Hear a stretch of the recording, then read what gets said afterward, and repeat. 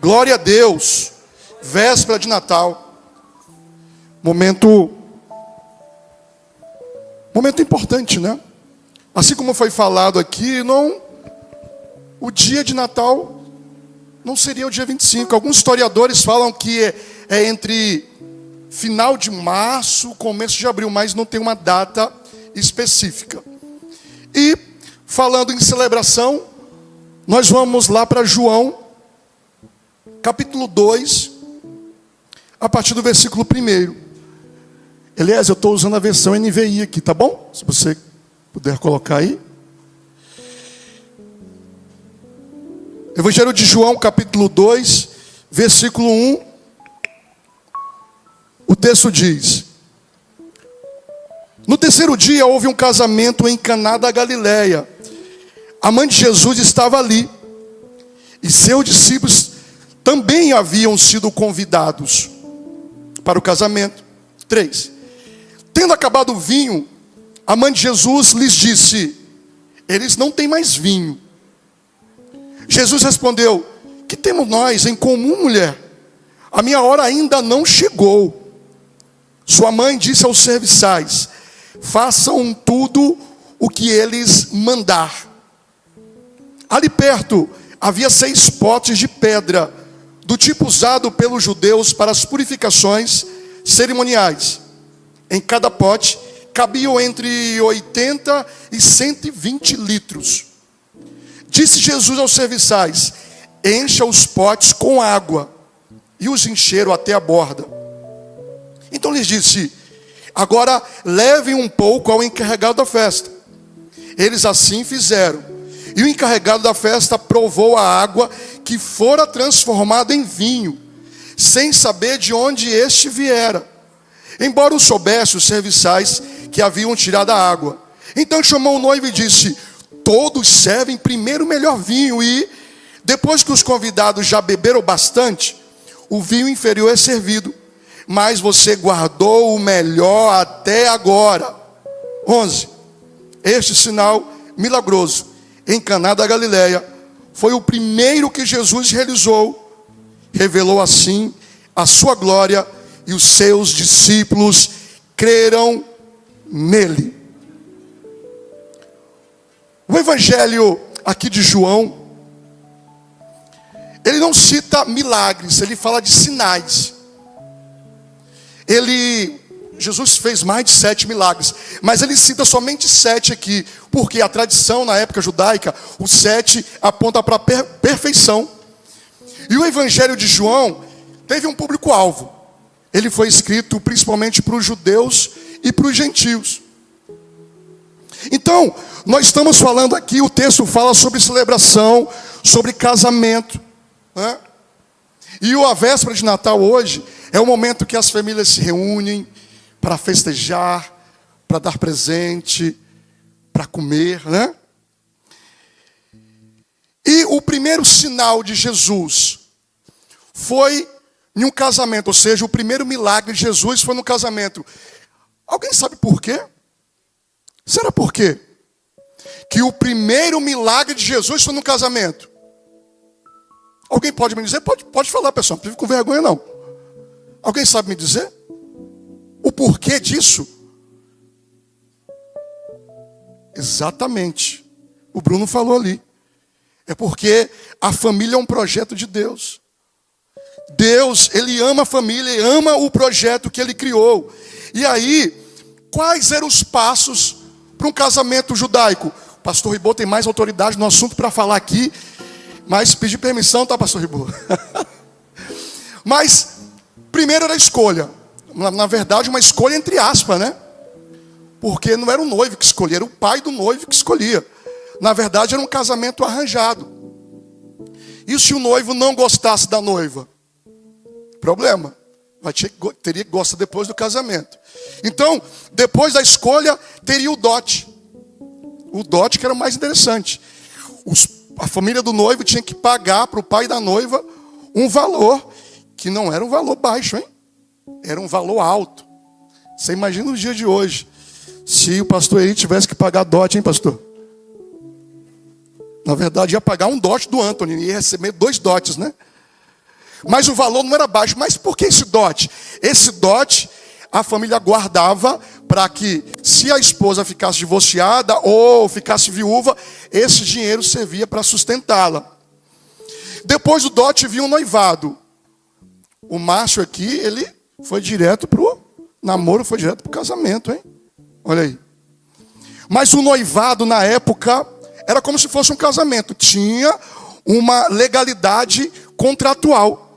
Durava 1 ano entre o noivado e o casamento. Se depois do noivado não quisesse mais, era um divórcio.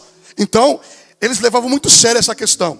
E depois de 2 meses, tinha um casamento. Foi aqui que o apóstolo João está relatando esse casamento. E aí, no versículo 2, olha o que o texto diz. Jesus e seus discípulos também haviam sido convidados para o casamento. A famosa lista de casamento. Para os casados aí, como é que foi elaborar a lista de casamento? Porque aqui, olha só. Já tinha Jesus, já tinha a mãe de Jesus, já tinha os discípulos, 14, tinha os noivos, 16. E a festa judaica, a festa de casamento judaica era 1 semana. Imagine comida e bebida para esse povo, hein, pessoal? E olha só, eles talvez não calcularam a quantidade de vinho versus a quantidade de pessoas. Mas eles fizeram a lista de casamento. Quem de vocês aqui casaram que na lista de casamento, não, esse aqui não vai, esse aqui vai. Por diversas situações, talvez por economia, né? Talvez porque não foi com a cara dele mesmo. Não vou com a cara, vai tirar da lista, infelizmente. Né? Quem nunca? A famosa, tem uns irmãos se identificando aí. Ó. Não, esse não vou com a cara, eu vou arriscar da lista. Né? Então, eu vi um vídeo de humor esse dia do Jonathan Nemer. Ele foi fazer um orçamento num buffet. Chegou ele e a noiva para fazer o orçamento e perguntou para o dono do buffet quanto que era, né? O buffet por pessoa. Aí falou, 150 por pessoa. Ah, legal, porque... Aí começaram a conversar. A sessão da igreja é 450 por pessoa, então. Como assim, gente? Só porque nós somos... 450 por pessoa. Né? Será por quê, pessoal? Será por quê? Não foi carne nem sangue que revelou aqui, ó. Que revelou aqui pro... O povo come, meu Deus do céu. Aqui na igreja céu é diferente, né? Aqui sobra comida. O povo aqui não come, não. Né? Graças a Deus. Só nas outras igrejas, né, pastor? Que o pessoal que não sobra, né? Mas o povo dá lugar. Tem uns irmãos aí que parece que trabalharam 3 dias com pedreiro aí, quando chega ali, as irmãs da cozinha que fica tremendo, gente, quando está acabando a comida. Aqui não, nas outras igrejas. Né? E a que mais come aqui nessa igreja, eu vou falar. Posso falar? É feminina. Posso falar? A que mais come é minha esposa. É a que mais come. Brincadeira, pessoal. Eu não... Jesus e os discípulos foram convidados. A primeira pergunta que nós temos que fazer nessa noite é: no nosso casamento, nós convidamos Jesus para fazer parte do nosso casamento? Ou nós convidamos Jesus para fazer parte? E o Márcio foi boca de Deus aqui, ó. Testificou a ministração de hoje. Eles convidaram Jesus para o casamento deles. Versículo 3. Olha o que acontece aqui. Pessoal, a ministração hoje vai ser bem objetiva, porque muitos aí já estão pensando na ceia, sim ou não?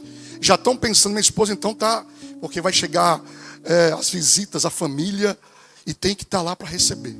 Então hoje aqui a ministração vai ser bem objetiva, direta ao ponto, para nós darmos lugar para a carne daqui a pouco. Então, versículo 3. Tendo acabado o vinho, a mãe de Jesus lhe disse: eles não têm mais vinho. Meu Deus. Gente, como é que pode um casamento judeu que dura 1 semana acabar o vinho? Você imagina os noivos desesperados. Ô, fulana, pelo amor de Deus, acabou o vinho, e agora? Não, mas nós fizemos a lista. Eu acho que o distribuidor de vinho não contou direito. os noivos não calcularam, ou de repente eles calcularam e veio um imprevisto. Então, os imprevistos vão acontecer no nosso casamento, seja por uma falta de administração, seja por um imprevisto propriamente dito. Então, podem ter imprevisto na área financeira, sim ou não? Podem ter imprevisto na área da saúde, vem uma enfermidade. Pode ter um imprevisto no meu casamento. Ano passado teve imprevisto. Minha esposa, ela orou à tarde, pedindo nada mais, nada menos que um pet. Senhor, eu queria um cachorro. Eu queria um cachorro, Jesus. Falei, meu amor, não tinha outra oração para fazer, não? Logo um cachorrinho, mas tudo bem. Ela orou. Quando foi à noite, amados, jogaram o cachorro lá dentro de casa. Jogaram o cachorro, nunca vi isso. Jogaram o cachorro. Aí foram lá, o cachorro latindo. Que história é essa aí, gente? E eu não estava. O Gustavo e ela subiram. Que cachorro é esse? Aí começaram lá, não, é do vizinho, não sei o quê. Ó, não quero cachorro não. Aí colocaram o cachorro, fecharam o portão. Aí o Gustavo falou, mãe, não faça isso não, mãe. Ela lembrou que orou. Falou, vou fazer o seguinte, se ele voltar é de Deus. O cachorro foi no final da rua, voltou. E eu sem saber de nada. Eu dormindo. Quando eu escuto, falei, gente, o que está acontecendo nessa casa aqui, gente? Nada mais, nada menos, chegou improvisado, jogado, né? O Tobias. Amados, você não sabe o que esse cachorro aprontou. Ele agora, depois de um ano, agora que está melhorando. Pensa no Tasmânia, já. Quem viu aquele desenho Tasmânia que sai comendo tudo? Amados, o carro, qualquer jeito para chegar o carro não estava mais lá. Queria comer as rodas, comia tudo. Entrega que chegava em casa, ele comia. Eu comprei um livro. Eu falei, vou comprar esse livro aqui para abençoar a minha vida. Quando eu chego, o livro, só a carcaça do livro. Eu falei, meu Deus do céu, que cachorro é esse? E eu trabalhando, ele foi lá no cabo da internet, comeu o cabo da internet, fiquei sem trabalhar 3 dias. Ele não tem o que fazer, mijou nas rodas do carro, vim para a igreja, louvar, cultuar o Senhor. Saí da igreja, glorificando a Deus. Quando eu fui tirar a roda, como é que tira a roda? A urina parecendo um super bonder. Eu falei, meu Deus do céu, gente, que cachorro é esse? Olha os imprevistos que acontecem, amados. Aí eu falo para ela lá, fazer o quê? Fazer o quê? Vai jogar fora? Aí eu olho assim para ele, aí ele começa a balançar o rabinho. Falei, como é que vai jogar fora? O Tobias está lá. Então os imprevistos vão acontecer nas nossas vidas. E aí, aqui teve um problema. Qual foi o problema aqui? No casamento? Acabou o vinho. Eu escutei, eu estava fazendo um encontro de casal lá em Cubatão. E, na verdade, encontro de casal não, foi encontro de homens. Minha esposa não foi esse dia. E teve um irmão lá que falou, achei interessante a frase dele. Casamento é a arte de resolver problemas. Solteiros que estão aqui, escutem só. Se você está pensando que você vai entrar no casamento que não vai ter problema, eu tenho uma notícia ruim para te dar. Vai ter muito problema. E aí, minha esposa, eu vou trazer nosso casamento, né? Vamos nos servir como referência aqui. Minha esposa, ela assistiu muito filme de Hollywood, né? Que vinha no cavalo branco, né? O príncipe encantado. Ela assistiu muito isso. E pensou que ia chegar no cavalo branco. Quando chegou o Shrek para ela. Chegou o Shrek. Porque a indústria hollywoodiana, elas querem mostrar para nós uma falsa realidade. Que acontece os problemas no final, o quê? Tudo, no final acabou, tudo o quê? Tudo feliz, tudo certinho. E a realidade não é essa. Olha aqui a realidade, no casamento faltou vinho. Então, foi falado pelo pastor Rodrigo, domingo passado, que eu chamo de geração do descarte. Hoje, infelizmente, a sociedade é o quê? Teve um problema no casamento, o que faz? Descarta. Esses dias, o ventilador, Minha mãe e minha filha vieram passar esse tempo, uma semana com a gente, e dei ventilador para elas. E estava aquele calorzão, né? A gente mudou da casa de baixo para a casa de cima, e a casa de cima, um calor que o sol bate na laje, e o ventilador queimou. Eu falei, agora, meu Deus. Fui lá para consertar o ventilador. O cara falou, meu amigo, consertar ventilador? Você está de brincadeira comigo, né? Ninguém conserta isso mais não, isso é descarte. Eu falei, como é que é? Compre outro. Então nós vivemos hoje em uma sociedade do descarte. Então, por exemplo, o divórcio é como se fosse o suicídio. O suicídio, a pessoa, ela não quer tirar a vida dela, não quer. Quem quer tirar a vida, gente? Quer acabar com o problema. E a forma mais fácil que acha é tirando a vida. Assim é o divórcio. O divórcio, a pessoa não quer separar do cônjuge. Não quer separar, quer acabar com o problema. E a forma mais fácil é o divórcio. Ou seja, quer sair pela porta da cozinha. Então, casamento é a arte de resolver problema. Então teve um problema no nosso casamento, olha o perigo de procurar as pessoas erradas. Nesse caso aqui, Jesus estava lá.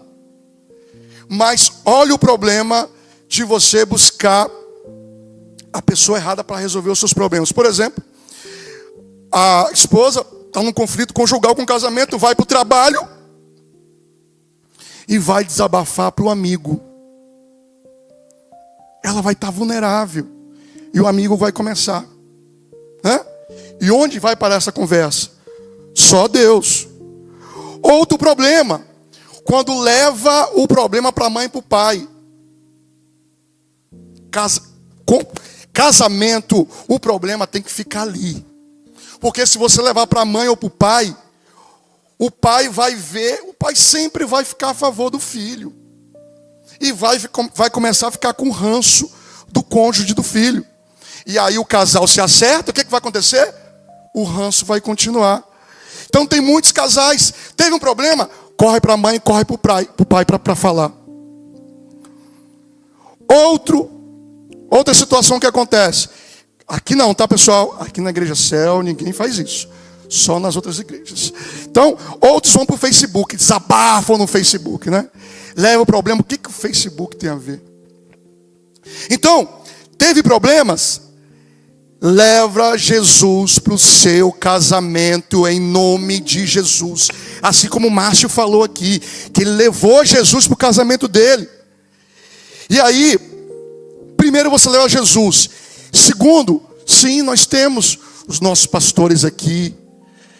Pessoas maduras que você vai levar o seu problema. Porque nós vamos ver mais na frente que Jesus poderia fazer um milagre assim, ó. Sim ou não? Mas ele pediu ajuda para nos mostrar que Jesus, ele quer a unidade. Cada um fazendo sua parte no corpo. Amém? Teve um problema, mas eles convidaram o solucionador de todos os nossos problemas. Quem é? Jesus. Ele é especialista em resolver todos os nossos problemas. Agora, imagine se Jesus não estivesse presente ali. O que ia acontecer com aquele casamento? Nos dias de hoje, talvez até divórcio. Então, o primeiro ano de casamento, amados, é um primeiro ano desafiador. E conosco não foi diferente. O primeiro ano é o primeiro ano que Deus ele faz coisas que você não vai entender. Mas só depois a gente entende. Colocar duas pessoas com cultura diferente, com jeito diferente, com mania diferente, com traumas, com o passado, colocar dentro de uma casa, o que pode acontecer? É só Deus para resolver os problemas. E com a gente não foi diferente. Só que nós determinamos. Nunca nós vamos falar em divórcio nessa casa. Fizemos um trato. Nunca nós vamos falar em divórcio. E aí, por mais que os problemas aconteciam, nós estávamos todos os dias, mesmo com um biquinho um para o outro, estávamos ali fazendo devocional, orando nós dois juntos, porque não tinha como, somente Jesus que poderia resolver o nosso problema. E certa feita, nós estávamos no quintal da nossa casa, fazendo devocional, naquela crise conjugal. Amados, foi tremendo. Olha como que Deus faz. Uma tiazinha do coque, que eu nunca nem vi o rosto dela. A gente só escutou ela cantando bem alto, no momento no qual nós estávamos fazendo devocional.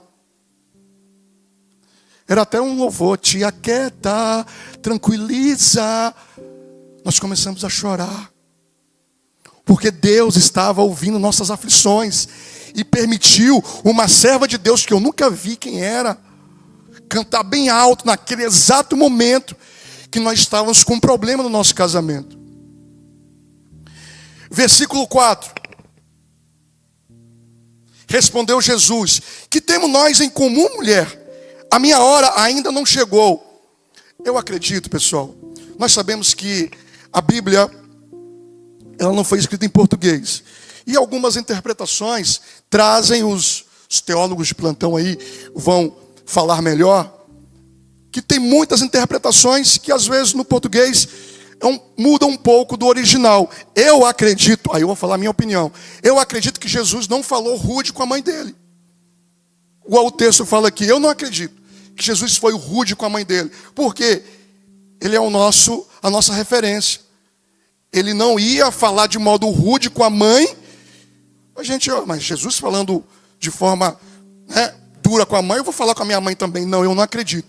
Os historiadores, eles falam o seguinte, que Jesus quis dizer, as suas preocupações, mãe, não são iguais às minhas. Fica tranquila, que eu estou aqui no controle, nós vamos resolver a questão. Versículo 6. Ali perto havia 6 potes de pedra do tipo usada pelos judeus para as purificações cerimoniais. Em cada pote cabiam entre 80 e 120 litros. Então as talhas, na época, eram os potes. Era uma tradição judaica para lavar as mãos. Era um ritual de purificação. Agora guarde isso em seu coração, fazer igual o pastor Carlos, guarde isso em seu coração. Jesus, ao transformar aqueles potes em água, em vinho, ele quis também mostrar para os judeus que não eram os potes cheios d'água que ia trazer a purificação. Ele próprio era o próprio purificador de todos os nossos pecados.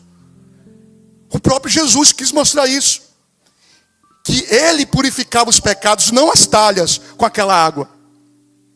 Então, lavar os nossos pecados somente com o sangue derramado na cruz do Calvário. Lá em Mateus 15, olha o que o texto diz. Mateus 15, do 18 ao 20, Eliezer, por favor, enquanto eu tomo água aqui.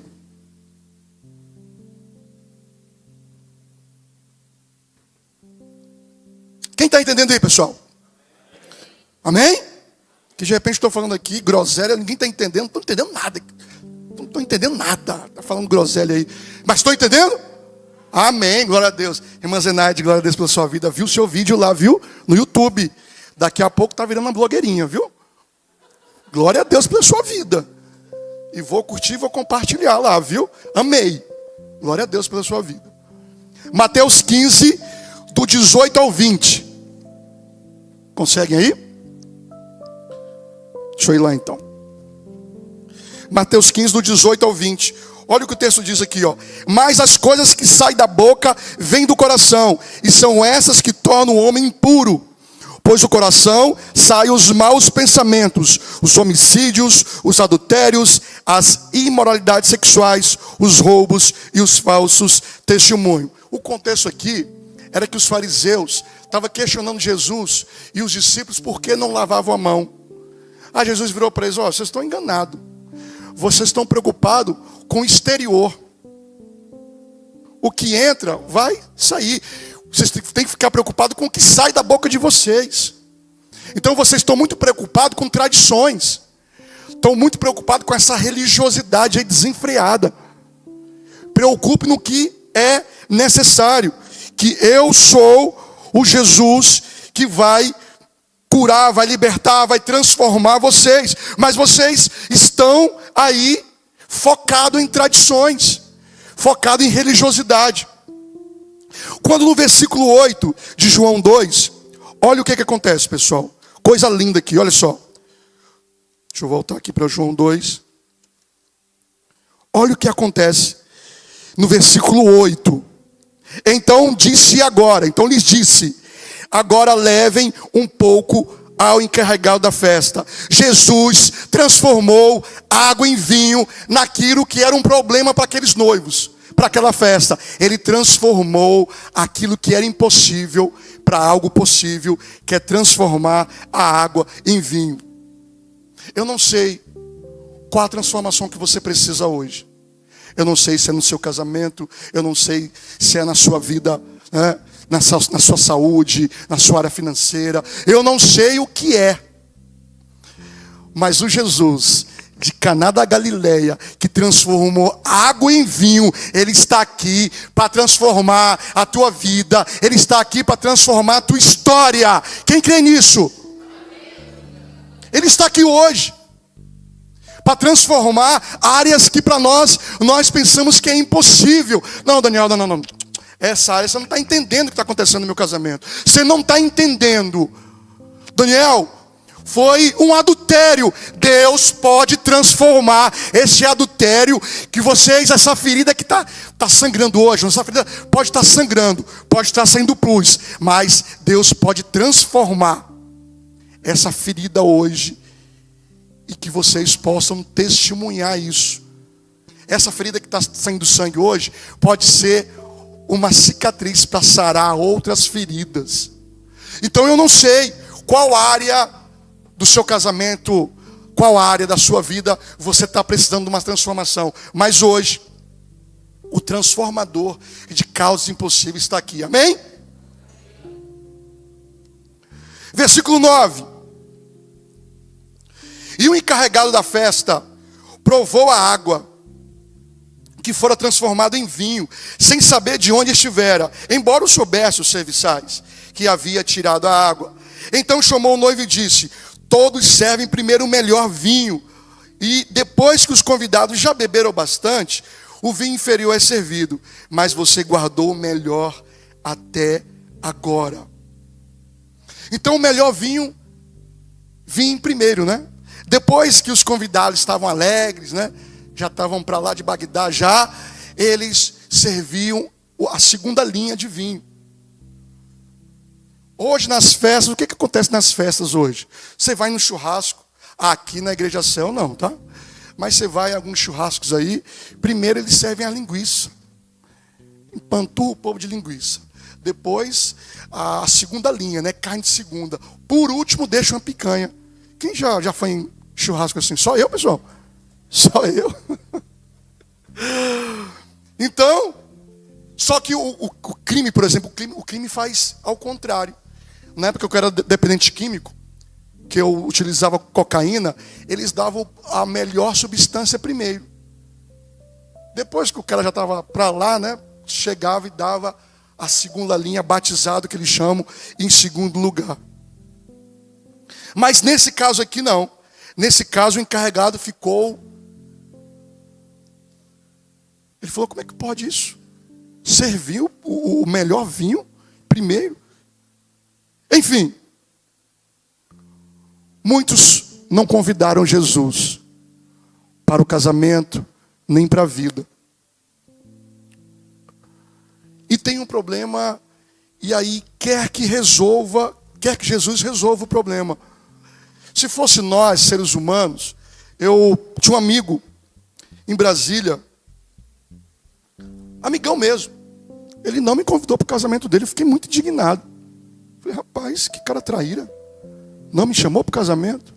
Enfim, era como se, quando nós não chamamos Jesus para o casamento, para a nossa vida, é como se esse rapaz que não me convidou, depois de 3 meses de casamento, tem uma crise lá financeira e ele me chama. Ô Daniel, eu estou com uma crise no meu casamento, eu queria que você me prestasse uma grana. Eu? Não vou te prestar grana nenhuma, não. É assim a nossa carne, né? Vingativa, né? Mas Jesus não. Jesus não age como nós agimos. Jesus, pela infinita misericórdia dele, ele está aqui hoje. Para que, se você não convidou ele para o casamento, ou não convidou ele para fazer parte da sua vida, pela grande misericórdia dele, ele pode fazer a partir de hoje. Se você convidar, lá em Apocalipse 3:20, né, missionário Carlos? Ele está batendo na porta. Ele está batendo na porta. Daniel. Só que eu tenho que abrir. Senhor, tu és convidado de honra aqui na minha casa. Pode entrar em todas as áreas da minha casa. Pode transformar, pode limpar, até naquele quartinho, Deus. Aquele quartinho lá que eu não quero que ninguém entre, aquele quartinho que tem sujeira. Pode entrar, Jesus. Mas para isso, eu tenho que abrir a porta, eu tenho que convidar Jesus. E hoje é véspera de comemorarmos o Natal. E muitos de nós não convidamos o aniversariante para o próprio aniversário, sendo que ele é o principal convidado da ceia de Natal. E nós não convidamos ele muitas vezes. Como pode? O próprio aniversariante não foi convidado para a festa de aniversário. Faz sentido isso? Mas muitos de nós estamos preocupados somente com comida, com bebida, com roupa e com presente no dia de hoje. E muitas vezes nós esquecemos do principal da festa, que é convidar Jesus. Assim como esses noivos, teve um problema na vida deles. Quem estava presente? Eles convidaram antes, Jesus estava presente para solucionar o problema. E hoje, véspera de Natal, aniversário de Jesus, nós sabemos que não é hoje, não é amanhã, mas simbolicamente, muitos de nós não convidamos Jesus para fazer parte do principal, que ele é o aniversariante. Então nós vamos nos levantar para nós orarmos agora. E nós vamos, você que está com a sua família aí, você vai abraçar a sua família agora. E se por algum momento nós não convidamos Jesus para fazer parte da nossa vida, nós vamos pedir perdão. Em primeiro lugar, pedir perdão. Em segundo lugar, abrir a porta para Jesus entrar. Porque Ele está batendo para entrar. Ele está batendo. E hoje é dia. Hoje é dia de Jesus entrar na tua vida, na tua história, no teu problema, porque Ele está aqui. Quem crê? Ele está aqui nessa noite. E vamos orar. Senhor meu Deus, nós estamos aqui como igreja, Pai. Em primeiro lugar, para te pedir perdão, Senhor. Hoje é véspera de Natal, Pai. Simbolicamente nós comemoramos o teu aniversário, mas muitas vezes nós nem te convidamos, Pai, para fazer parte desse aniversário. Mas hoje, Pai, nós queremos te pedir perdão, Senhor, por não te convidar para o nosso casamento, por não te convidar a fazer parte da nossa vida, por não te convidar a muitas situações, Pai, a perguntar para ti, o Senhor, o que eu faço? E nós fazemos com a força do nosso braço, e vai ter consequências. Portanto, Pai, nós estamos aqui como igreja, casais, vidas, crianças, adolescentes, jovens. Nós queremos te pedir, Senhor, entra na nossa casa, entra na nossa vida, Pai. Mexe com a nossa estrutura, Jesus, para que assim nós possamos, Pai, viver uma vida com propósito, Pai.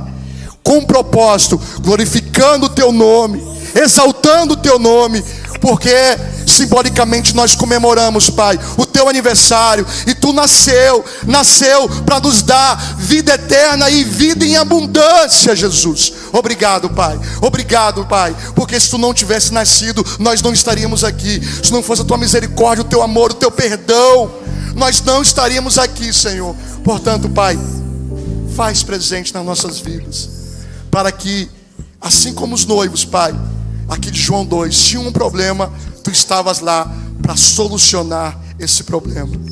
É assim que nós te pedimos e te agradecemos. Amém.